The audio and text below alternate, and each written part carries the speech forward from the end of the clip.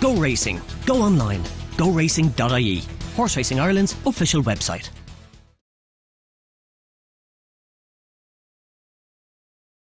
Hello and welcome to this week's Horse Racing Ireland racing preview with myself, Sarah Pickford, and my colleague Martin Murphy. Today we're going to be taking a look at Leopardstown and Wexford on Saturday the 27th of October. So first of all we'll go to Leopardstown. It's a 7-race card, all flat. The first race is off at 2:10 and the going currently is soft. Now the forecast is mainly dry for the weekend. Now the first race we're going to take a look at is the 240. This is the JRA Killavullen Stakes and it's a Group 3. The horse I think I'm going to select in this race is Magician, the Aidan O'Brien trained horse. He won by about 6 lengths last time out at the Curragh.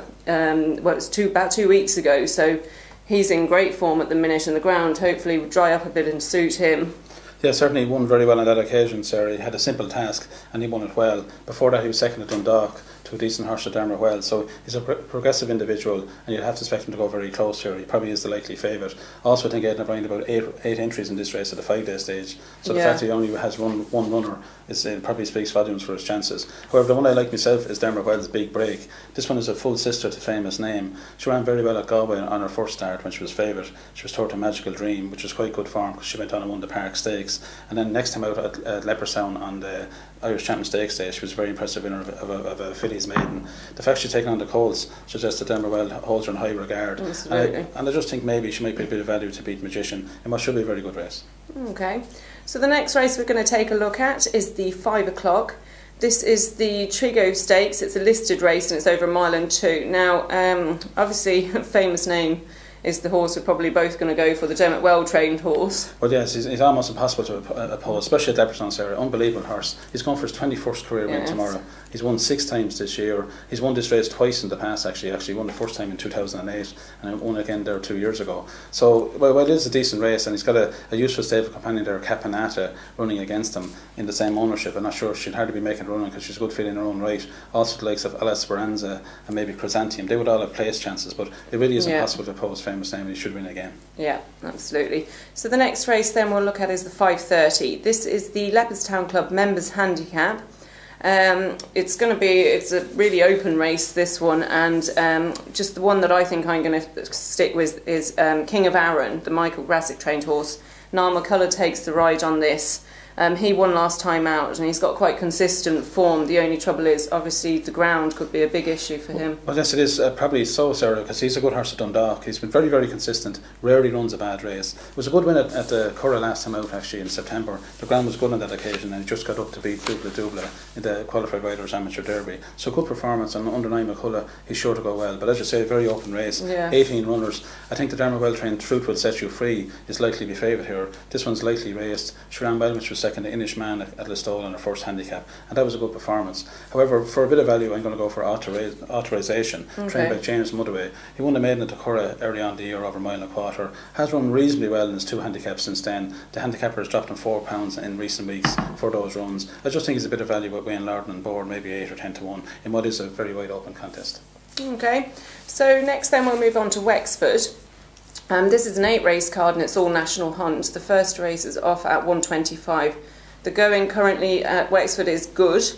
So we're going to take a look at then firstly the 4 o'clock. This is the Casey Precast Steeplechase. I'm going to go with the Noel Mead trained horse in this, Donna's Palm. He's only had a few runs this year. He did win a Grade 2 novice chase back in February and he's been placed a couple of times since then. Yeah, he's a class horse to race, I think, Sarah. We'll take him off that beating. I think the good ground will suit him. 2.6 miles should suit him as well, and it's a relatively small field with only 8 runners. He didn't run too badly on his first run of the season at Navan there a couple of weeks ago. He finished third to our Victoria, who went on and won again at Thurles yesterday. So that's quite good form. He is a class act. He's not as good over fences as he was over hurdles. He was 1 second in Irish Champion hurdle, but I think it's going to be too good for these. Supreme Doc is one that will like to go ground and might be one to chase him home, but I'd be surprised if Donna's Palm doesn't be good enough to beat these ones. Okay, so the next race we'll take a look at then is the 4:35. This is the Casey Brothers Supporting Wexford Beginners Steeplechase. I'm going to go with the Thomas Mullins trained Cleft in this race. Paul Townend takes the ride. Now, he's had 4 runs on the track and he's been placed every time. He just seems to be struggling to get his head in front. Absolutely, yeah. It's interesting here, sir, because he ran all the times in bumpers. So interestingly, he's going to skip a hurdling campaign to go straight over fences. Yeah. Obviously well schooled, and Paul Townend's interest in booking. The yard is in quite good form as well, so should go very well. It is quite an open contest, and the one I do like myself is Noam Meade's a French trained horse called Tuva. He was formerly trained in France. He ran quite well over hurdles on 2 occasions last year, but again I think Noam Meade has been going very well in recent weeks, especially in these beginners chases. He'll be well schooled for this, and he just might be a bit of value to beat Clept and a couple of others there, maybe Clune Springs, and it's all hush hush in what is quite an open race.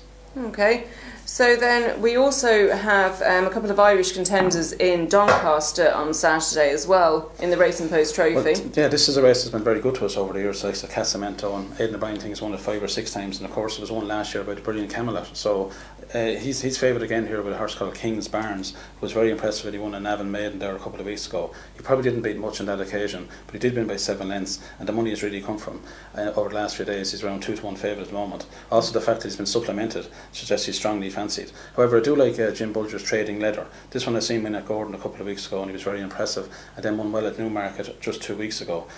Jim was second in this race last year with another horse as well, so he knows what it takes probably to win a race like this. He's had a great season with his 2 loads. I think Trading Leather around 5-2 or 3-1 just might be good enough, but overall I mean I think the Irish should win it alright. Yeah, okay. So next week's racing then we'll be previewing Down Royal on Saturday with the JN Wine Champion Stakes, and on Sunday we have racing at Cork and Leopardstown. Thank you for watching.